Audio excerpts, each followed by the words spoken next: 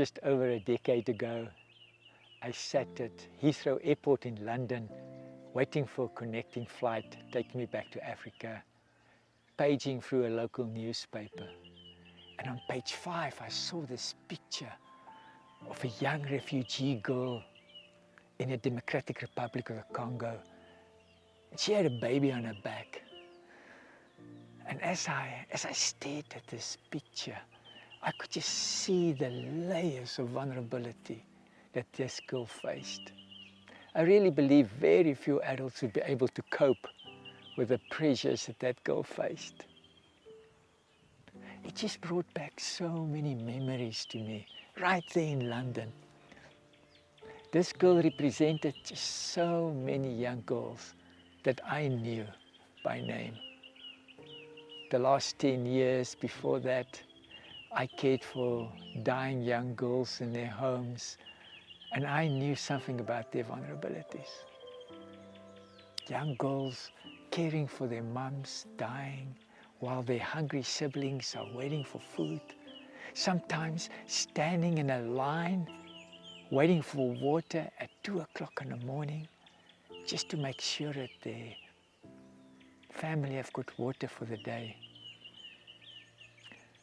But you know, as I stared at this picture on that Saturday morning in Heathrow, I had a strange sense of hope.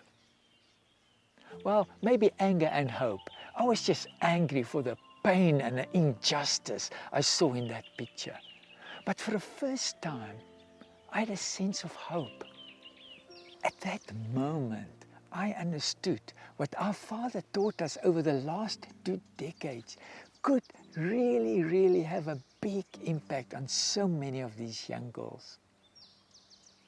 Even in a time where COVID just brought a huge spike to the vulnerability of these girls, I still believe that there are enough people caring and that we could make a weary world rejoice once again.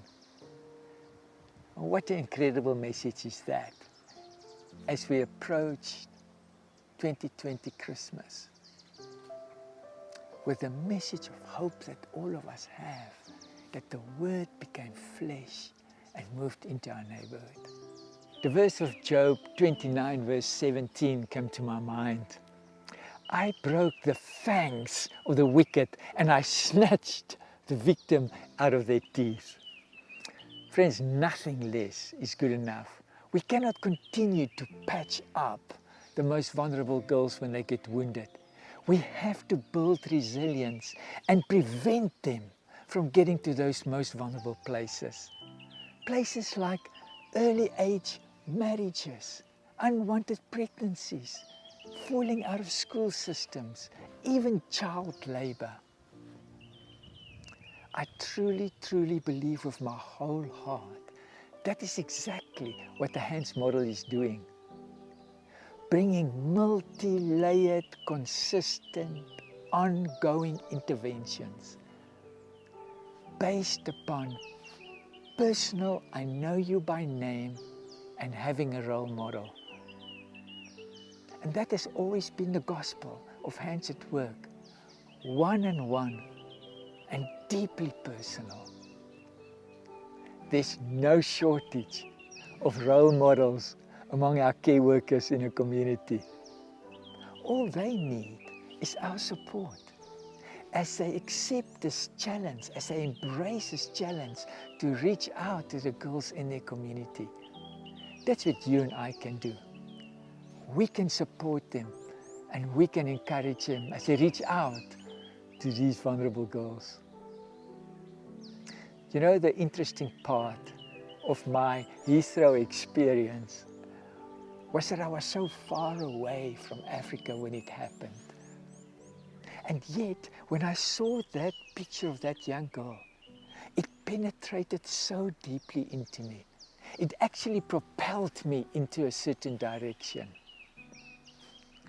So often, we have our biggest impact when we are far away from people. And I know, right now, so many of us are feeling so far away from the reality in Africa. But this could actually be your Heathrow moment.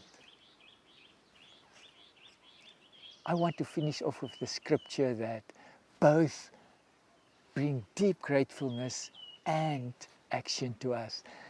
And it is from the book of Deuteronomy, chapter 24, verse 18. Remember, you were slaves in Egypt once, but the Lord your God brought you out. And that is why I command you to do this. Remember an action. We care because we've been cared for first. This Christmas, I invite you, take hands with us and let's reach out and bring hope to the most vulnerable girls in Africa.